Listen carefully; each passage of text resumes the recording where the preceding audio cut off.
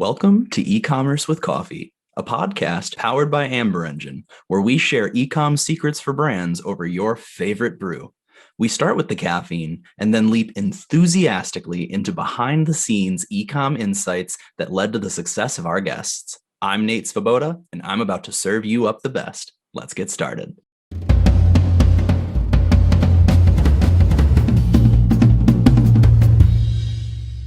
Welcome to today's episode of E-commerce with Coffee. Today, I get to speak with Andrew Morgans. He's the founder and owner of Marknology, which is an Amazon consulting agency.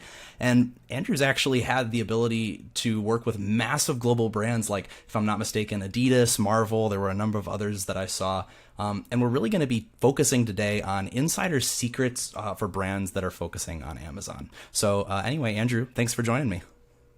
Thank you, Nate. Awesome introduction, and just excited to be here and chat it up with you. I've been passionate about this space since I found it 10 years ago, and hasn't really slowed down. It's just changed and evolved, and you find the next big thing you're passionate about. But e-commerce has kept my attention, having a lot of fun. With the last 2 years, kind of the big craze that's happened, and just hoping to bring value to anybody listening today around the Amazon space. And I'm confident that we're going to have a lot of great nuggets coming out of this conversation. But before we dive into the meat, you just told me about the 8-day business trip that you went on. Tell me a little bit about, how you maintain energy throughout the day. I imagine you have to drink some form of caffeine. Yeah, I do drink a lot of caffeine. My health goals or my fitness routine definitely goes up and down based on how things are going. I still stay in the gym probably 3 or 4 times a week just to be in there. I'm definitely not like a bodybuilder or anything like that, but it's like I got to get in there. I got to break up the monotony of work. For me, it's really like conversations all day long that are pretty draining to me. Just even if they're amazing conversations, it's energy exchange. You're giving, you're thinking, your creativity, like you're pouring into others are pouring into you.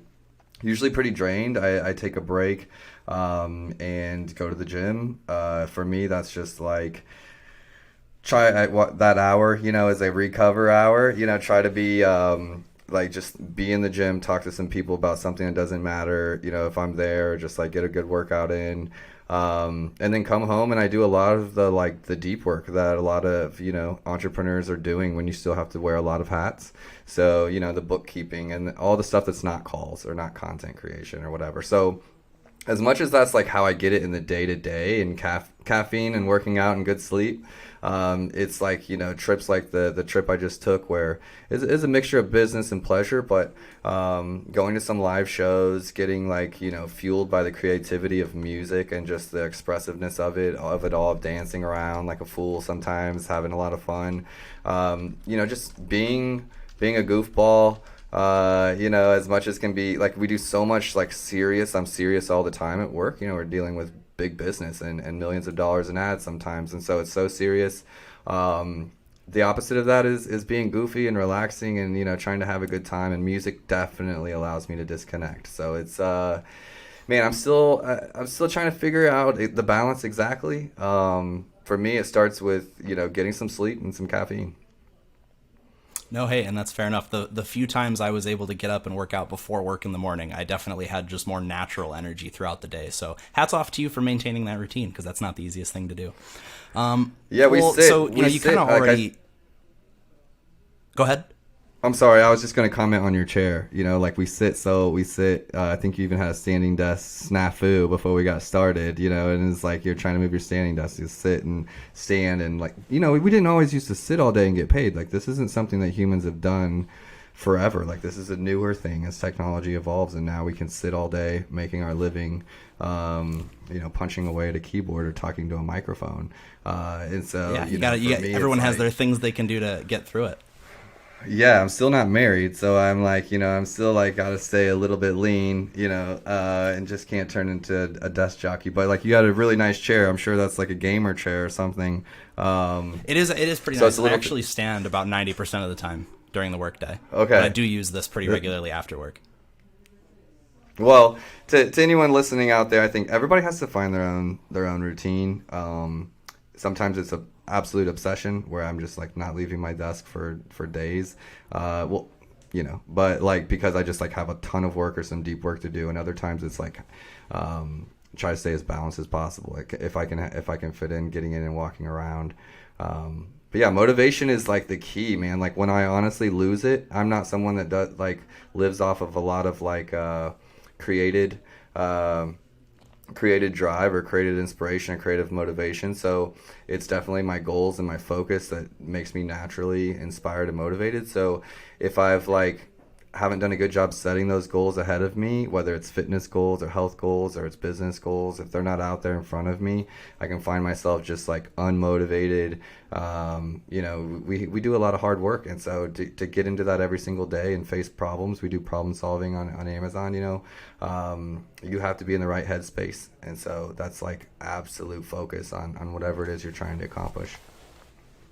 No, I couldn't agree more. And so I guess diving into that a bit more, talk to us a little bit about, the years leading up to beginning Marknology and, maybe the experiences you had that made you that way, or that built this, focus on, having long-term goals and having that drive. Wow, that's a wide open one, Nate. My story is pretty elaborate to anyone that might know me. I grew up as a missionary kid in Africa until I was 16 in the Congo. And I think that I wouldn't be doing myself a favor if I didn't speak to that and just understand that as a white male based here in Kansas City. I was also privileged to just be able to have perspective that most people don't have and really see like, the benefits we have to being American and the privilege we have. As flawed as this nation is, like we're still very privileged in comparison to a lot of places. And so upbringing like that, upbringing from humble beginnings with my family, was just like, if I wanted to be good at something, it was less that I just came out the womb with tons of talent. It was always work ethic for me that got me kind of like winning. I just outwork everybody else. And so I think that's translated into my adult life, in a lot of ways, whether it was a bartender or a musician or a landscaper or a painter or a warehouse worker, all jobs that I've done. I was trying to be the best at those things. And so I would set some goals in those jobs, like whether it was to make $100 by the end of the shift, or it was like, to hit my quota for the UPS trucks by a certain time, or it was like whatever it was, I always had some kind of immediate goal and then a more long-term goal that I was trying to get. We made a game of it. So I still very much do that today. And like, it's been, hey, I've got a healthy body and 2 legs and a good brain, and I'm blessed to be in a country where I can work 3 jobs. Even is how I thought, honestly, growing up. And so it was like just push, and then just experience of achieving goals. Like in 2019, I'll share just a little personal story. Like 2019, agency's going good. Retired my mom, put her up in a house. Like, this is just like my biggest dream I could think of was to do something like that. And I honestly had accomplished some of my goals, like that focus. And while it was like going well and things were going great, I also just lost why I was doing what I was doing, because I was just like, I don't really need like millions and millions of dollars. I don't need like all these materialistic things. Like I'm actually a pretty happy person, just with the things that we need to get by as an American life, So 2019, I found myself just with kind of hit that ceiling that I had made for myself with my goals. And I honestly was just as lost as if I didn't have any goals at all because I'd accomplished them. So that was one instance, but there's been several where it's just like, I've realized when I find myself kind of just scattered or feeling lost or like without direction or lacking direction, it's like, is my focus, like, am I distracted? Like, how's my focus? Like, where are my goals at? What's my motivation? If it's just money, I'm not very motivated. Like, I'm just not. So it has to be something besides just get up and make money for me. Because I'm like, I can kind of try and make money, and that's enough for me. If I really want to be pushing like we are in this e-commerce space, this Amazon space, it's got to be something bigger than that. So, a little bit of childhood and just perspective, but also just experiences of learning myself, being self-aware, and realizing that sometimes I set the ceiling too low or need to adjust that. Whatever goals I'm shooting for, and make sure I have something out there Do you know Gary Vee by chance? Oh yeah. Oh yeah. Okay, so Gary Vee, if anybody follows him, he's got this goal of owning the Jets, and it's a good comparison because it's very hard to own a football team, whether you have the money or not. It's like a kind of a boys' club. It's just like this crazy thing to be a part of, and so he's set this goal out there that's literally just so high and so out of reach that he doesn't have to worry about adjusting his ceiling all the time or his goals, because it's just like, I'm going to buy the Jets. And I think that's true for a lot of us. No, I totally love what you just laid out there, and I mean, I think it's especially important as a leader of a team to be able to know, okay, the goals I'm setting are realistic or not realistic. They're too low, they're too high, and so I guess maybe speak to us a little bit about, you had a lot of different jobs, you have a lot of perspective that you got from those experiences. So how is it that you came to enter the world of digital commerce, right? I mean, I don't believe Marknology was your first experience there, so maybe help us understand a little bit of the road that led you down to being the owner of an Amazon consulting agency. Yeah, so it really was by accident in some ways. In other ways, it was just, the universe working together. But I started with a degree in computer science. I graduated a little bit older than most people out of high school because I was touring in a band for 3.5 years during college. So degree took me a little bit longer to get. But that wasn't my goal. It was like music, man. I was traveling and finding freedom through creativity and traveling the U.S. playing music. But I got tired of being poor. So I put my degree to work. I had a degree in computer science and networking and security. And I got a job at MasterCard Global in a NOC, which is a network operations control. Higher end networking job. Was making more money than I ever had, but was unhappy. And, I was just like, man, I'd just been going from touring to like sitting in a dark room watching networks and like waiting on something to break instead of like creating. And so I was just kind of dying, wilting away. And so they offered to like, give me a promotion at the next following year. And instead of the promotion, I actually just said like, I'm looking for something else. And I took a chance at an e-commerce job. It was a startup. I was employee number 3. This is probably 10 years ago. And we were putting like trailer hitches, trailer lights, tonneau covers, like car parts online. Back then, there wasn't a lot of car parts online. So we were literally putting like brands and manufacturers up for the very first time on Amazon and eBay and things like that. Grew sales by over $1 million that year, got 4 raises at that startup, just started falling in love with e-commerce. And it's part of the reasoning behind my name, Marknology, just a mixture. It's 2 words, marketing and technology combined, and I believe that e-commerce is right in the middle of that. You have to have, it's a marketing play, but you have to be affluent with technology. You have to know what's going on. You have to be technically savvy. So it's a blend of both. And so I went from that startup to U.S. Toy Company as an e-commerce manager. It was a step up. I actually have a management position. I have a team under me. They had 4 brands. I was learning from the inside what brands have to deal with in regards to e-commerce and Amazon. So picture budgets and customer service not wanting to answer emails on time, and buyers not entering product information when we get new products, and the sales guys being upset that we have distributors, that I'm getting rid of their distributors on the platform. And I was really just getting firsthand knowledge on how companies in the U.S. run. And it was a company that was forward in some ways and behind in other ways. And so it's like, oh my God, this is like the Titanic, getting it to move. And, I had all these ideas. I was super passionate about e-commerce. I was going through a crazy breakup in that time. So I was putting all of my like sadness and negative energy and redirecting it into like this new passion at work. And I just started like coming home and wanting to do it. I long story short, got 20-cent raise at that company. So I had made 2 companies back-to-back years over $1 million just from my position. And, I'm making like $40K a year or something. So it was like, when you're used to living on a band budget, that's a lot of money. I am in the Midwest, so it's a little bit further than other places, but it still wasn't nothing. It wasn't anything, So 20-cent raise. I started freelancing. I'll make this as short as possible. Started freelancing, got top 10 in the world on Elance, which got bought by Upwork.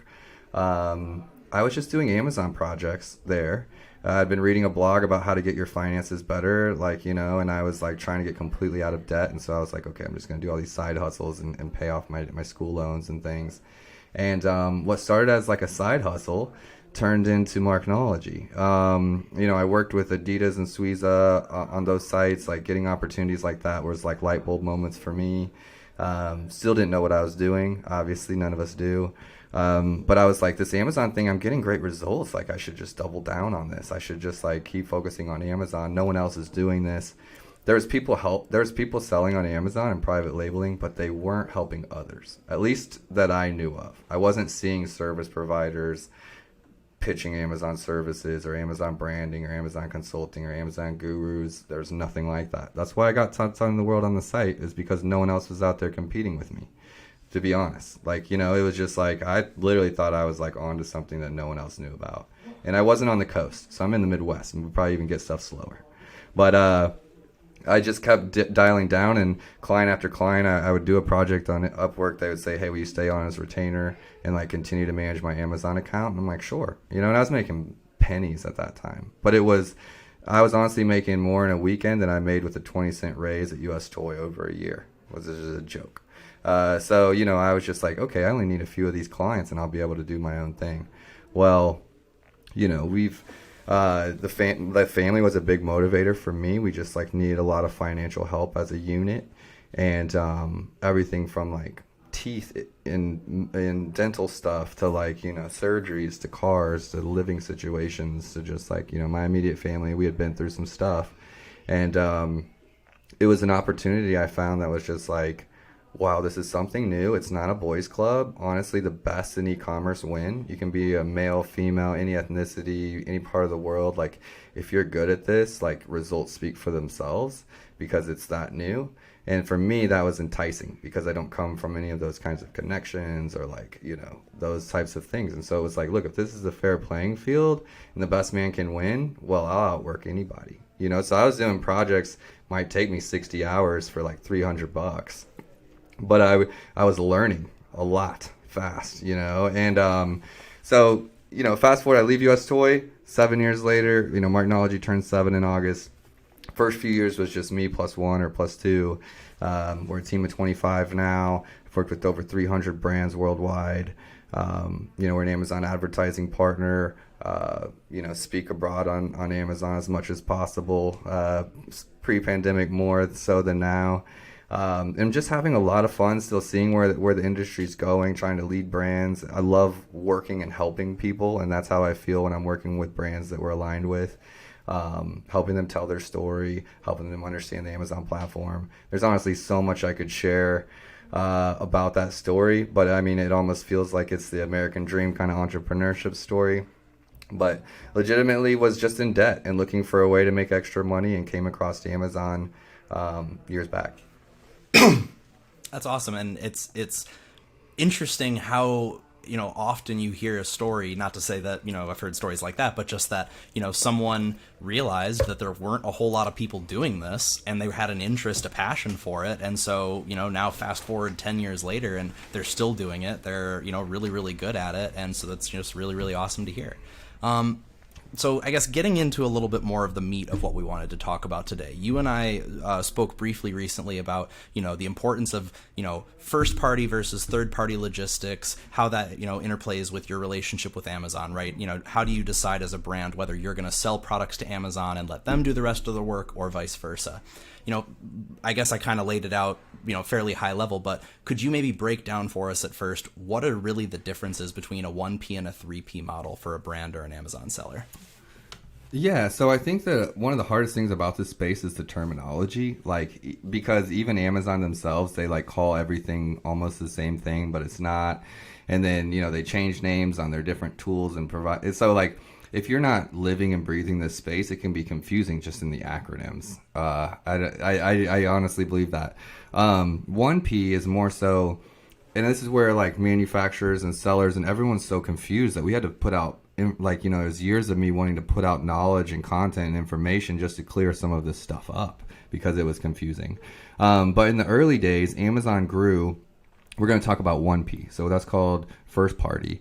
And Amazon was a company that wanted to sell in e-commerce, and they would just contact all the big manufacturers that we knew here in the States. It was contact Adidas and Nike and Payless and, you know, whoever you might think of that's a major brand, Chips Ahoy and Nabisco, and they would offer them, say, hey, we're going to buy, you don't have to change your model. We're an e-commerce company.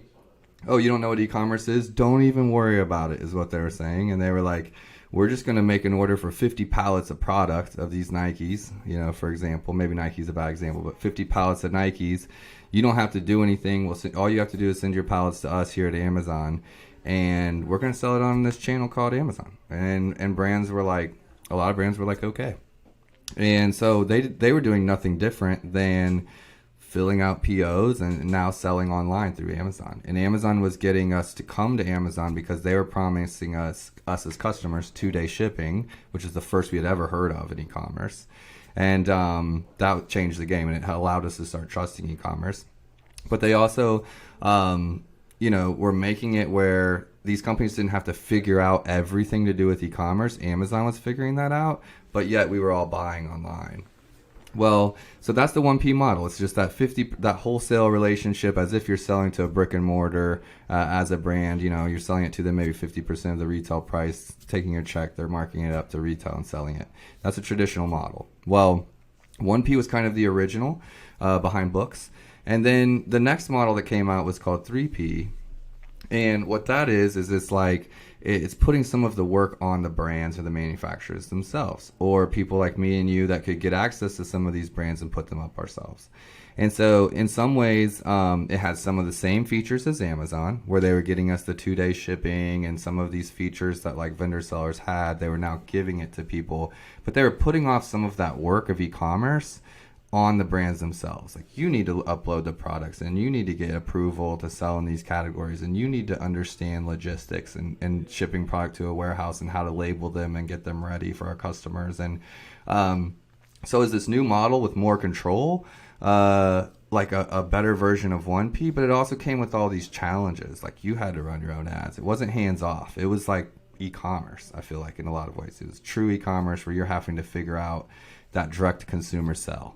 In one model, in the 1P model, Amazon's getting all the customer data and like talking to the customers, fulfilling the orders, like, you know, refunding them, whatever. In the other model, Amazon still protected some of the data, but you're now just seeing where you're shipping product to and setting your prices and adding a coupon or running your advertising or creating your own bundles and things like that. So 2 different models. One came before the other.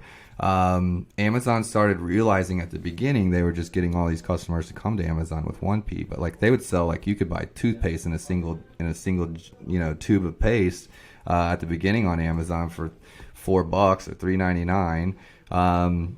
They got tired of losing money. So once they collected like customer trust on the platform, they looked at all their products and they're like, hey, we're still making money on shoes, but this toothpaste has to go. Let's tell all these toothpaste vendors, this is an example, of course, let's tell all these toothpaste vendors, like, you guys need to figure out how to be profitable yourselves.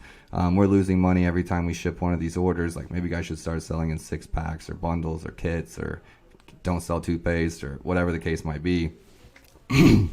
So, you know, there was these instances like, and there's all these different use cases around it, but in a big way, Amazon said, we want to start. First it was growth mode, then they went to lean mode, right? And now their growth mode is international opportunities and different things like that.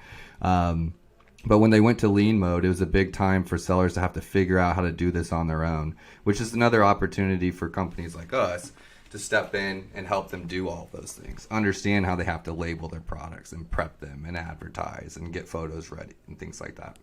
So right, and obviously, I'm sorry, but it seems obvious there's a lot more work, you know, that goes into the 3P model, right? Obviously. But how would a brand, like, what are the metrics you use to decide which model is best for your brand or your business?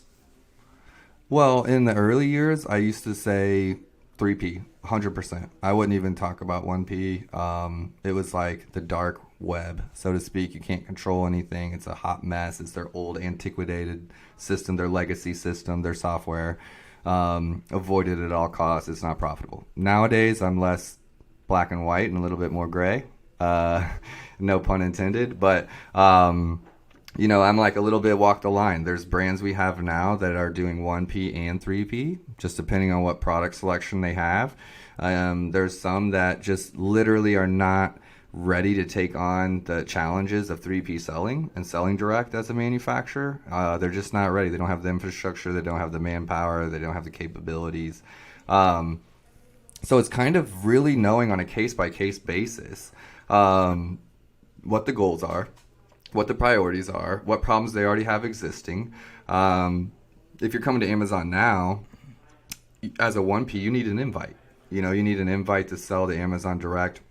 You used to have sales reps and all these things that really kind of made it lucrative and a good experience. Now it's all automated with machines and computers making the decisions, and it can be very difficult. So if you're already selling on 1P, typically it's like a transition over to 3P, and we have plenty of use cases where that's been fantastic. But it's been like, what is important to you as a brand or a manufacturer? Is it the data? I think data is like gold. So like for me, it's like I want as much data as possible if I'm the one making the decision. And I want to know what zip codes I sent to. I want to know, like, I want a chance to touch my customers with an extra feedback email. I want the ability to control my pricing and not have to deal with it. So if these things are important to you, let's look at this model. If these things are important to you, let's look at this model. And so it's really talking to the brands, having a good understanding where they're at, listening to their questions, trying to give them feedback or maybe questions they haven't thought of. I usually show a few examples of like, hey, we have a manufacturer doing this and we have a brand doing this. Like these are 3 or 4 different options that people are doing with accounts like this. And that's a great way. Like it really is just not a one size fits all kind of thing. It's a case by case basis. Yeah, and we when we spoke again recently, you mentioned that there were a number of times that you helped, more traditionally B2B retail manufacturer companies transition to a B2C model, via Amazon. And there was at least one example you gave where they saw a tremendous amount of success. Can you maybe talk through, at a high level that process and maybe what the biggest challenges are these businesses can expect to face when they're, changing their whole business model essentially? Yeah, I really have two. I'll give 2 examples. So one of them is a Kansas City company here. They're over 100 years old. They really own like 8 different brands. They're around like, products you'd find in cleaning your house. I know that sounds more common now with the pandemic, but it wasn't then. Like, household or like ironing products, starch products, like all these types of even organic ones. Big names that like your mom would know for sure, because she's like they're a little bit older brand, but that was the point of them hiring us. We're trying to take them into 2021 and make it where even the younger generation's interacting with their products if they're not going to the grocery stores. And so for them, it was one, getting buy-in. And what's crazy is that 3 years later, after working with them, they've entirely changed their internal team almost. There's only a few people remaining, and I think that's been because they need to change that culture to like a more forward culture. I didn't make those decisions, but we've been here still. But it was like there was an early pioneer there at their company that brought us in that was like, hey, I really believe in e-commerce for us, but this company just doesn't believe in it overall. And we just have had to face those challenges head on. Some of it was like, one, there's tons of resellers, so cleaning up all of the listings, getting some uniformity there. They had never spent money on marketing dollars for photography. Why? Because they build a label and they put it in a store. Or maybe they've got a display somewhere, but that's all the company's ever spent on. Now we're asking them for advertising dollars. We're asking them for photography. We're asking them for video. So those are some challenges that just like, if they've never had to do that before, why? And you're having to educate from the ground up. Another one would be the warehousing side of it with that brand. So they had always been pallet to store or pallet to, distribution to distribution. And now they were prepping product for Amazon, shipping directly to customers, 6 products in a bundle or 2 products in a bundle, and having that manpower to do it when their warehouse was very automated at a big scale. Even though they're an older company, they're very automated at a big scale.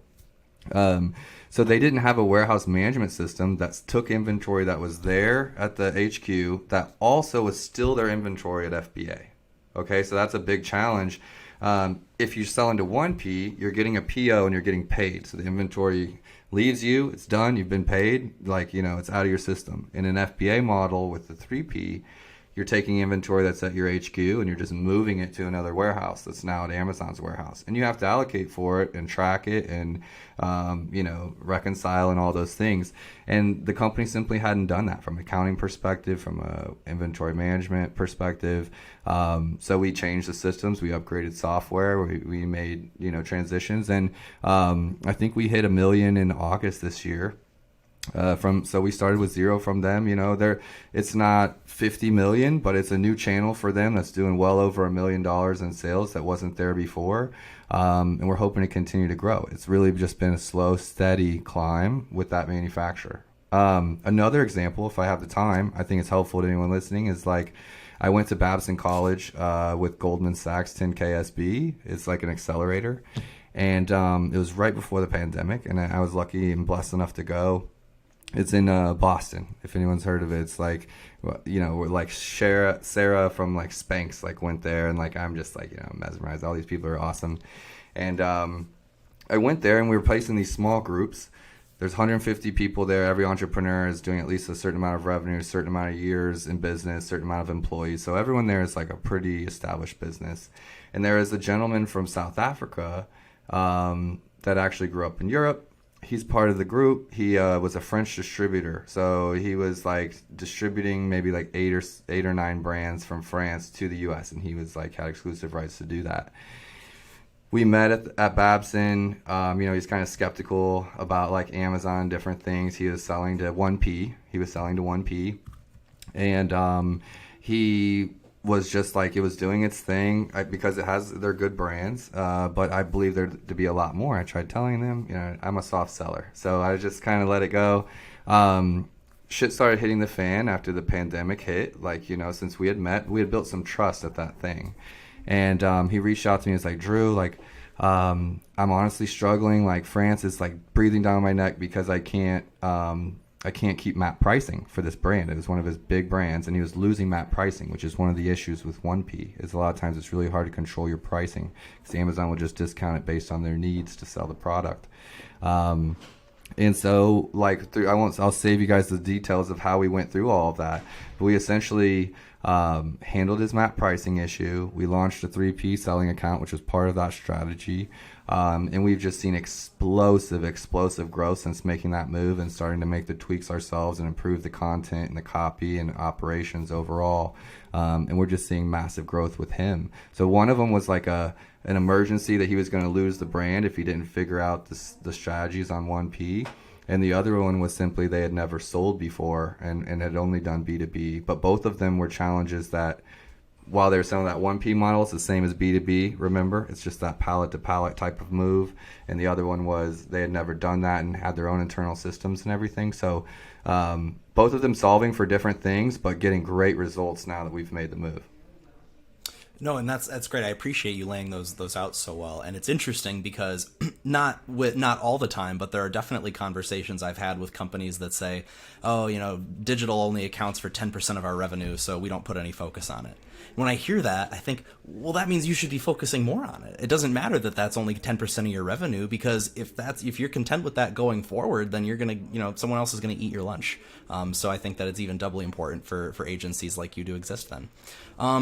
I know we're coming up on time. I have a couple of more questions I want to ask. So I guess, we're talking a lot about one-party logistics and three-party logistics, right? And that's not the only division when brands are looking to sell on Amazon. There's also a divide between brands and private label sellers. And today, DTC, direct-to-consumer, is, increasingly more popular. And it seems like brands have some big advantages here in terms of telling their story, making that personality about themselves. So my question to you, what are brands doing that most private sellers are not? And can private sellers learn from brands in that regard? Yeah, so this is one of those things where I think terminology can trick people up if they're like not like living and breathing this stuff.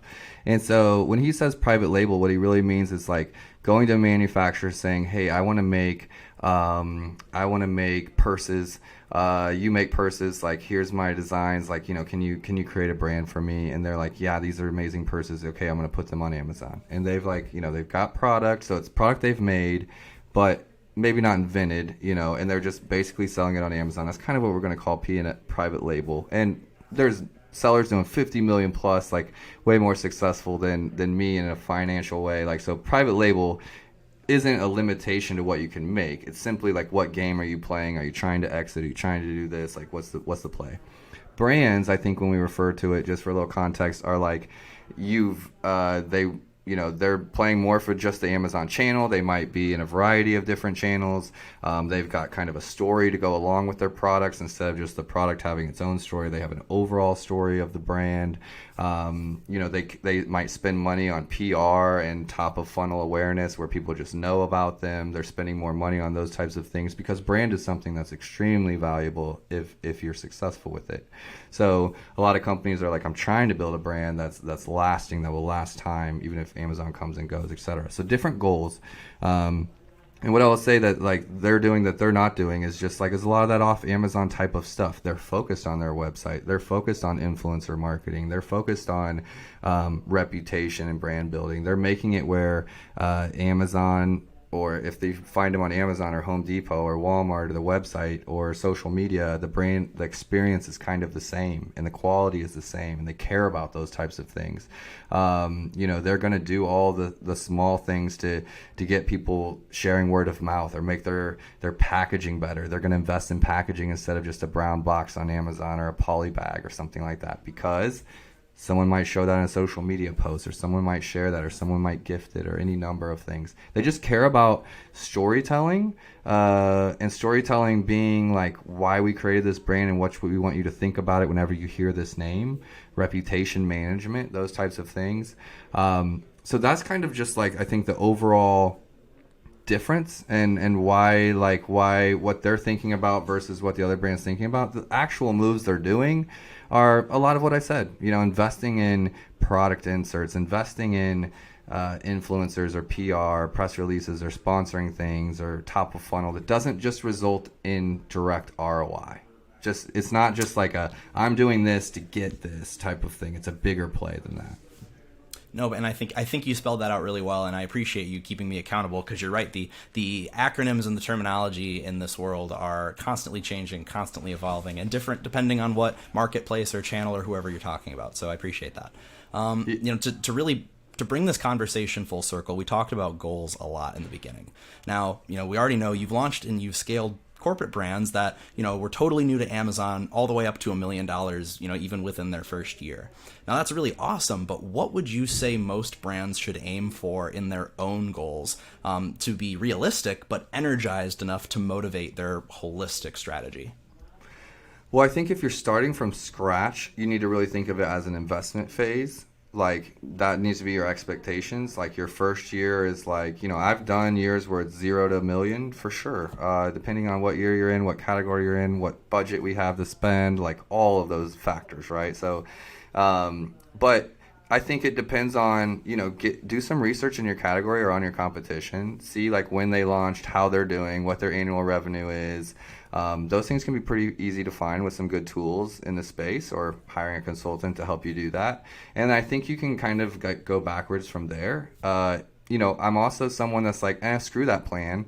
I was here in the early days when there weren't any competitors to look at. And I was, I had arguments with potential clients saying, hey, like, sure, there's no $100 men's suspenders on Amazon yet, but we could be the first, or Chicago Steak Company is a brand we launched. I honestly think I was one of the first that was doing like fresh food on Amazon ever, way before there was Amazon Fresh or Whole Foods or any of those things. We just got really clever with dry ice and how we were shipping product and handling time. And, so we were the first there. So I would say, like, if you can, and there's competition in space, look at that and then set some realistic goals. But you're learning. You need to think about, like, this time, Amazon's all about momentum. And so, I can easily take an account that's doing 500,000 and probably take it to 2 million way faster than I can take an account from 0 to 500,000.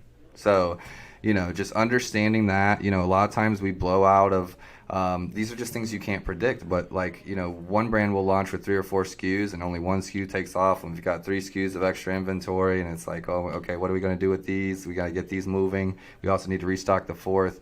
Others they start with 1 SKU, we sell out of them just faster than we can get inventory in. There's all these different things for expectations. So I think number one is as simple as possible. This is a learning time. This is a learning time for you guys to really see how your product.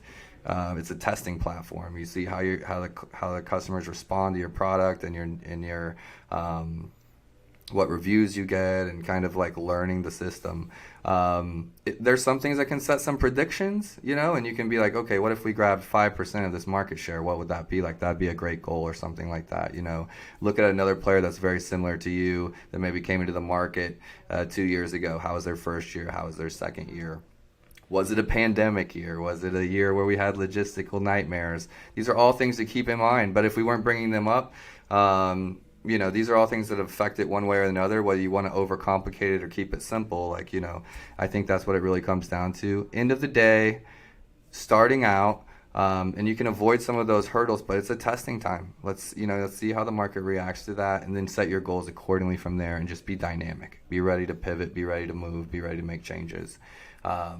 I've just seen so many, I've worked with 300 brands. It's a lot of failures in there. It's a lot of wins in there. It's a lot of launches from scratch. I've seen enough to say we don't know shit when we're getting started. And, we just put our best foot forward with the most amount of research we can, and then we adjust as we go. No, I love that. And that's the best thing that you can do, right? When you're presented with new information, you got to be able to adapt and change your course. Well, this has been a great conversation. Please let us know, where can our listeners get in touch with you, with Marknology, or even just pick your brain. Yeah. So personally, like if it's a personal convo, or you just like to see follow entrepreneurs doing their thing, like Instagram for me at Andrew Morgans. All of my companies are there as well, like at Marknology, at Landlocked, at Wagity. I own some brands as well. I'm a brand owner as well as a service provider. So fun to follow along there if you just like to see what someone like me in the space is doing.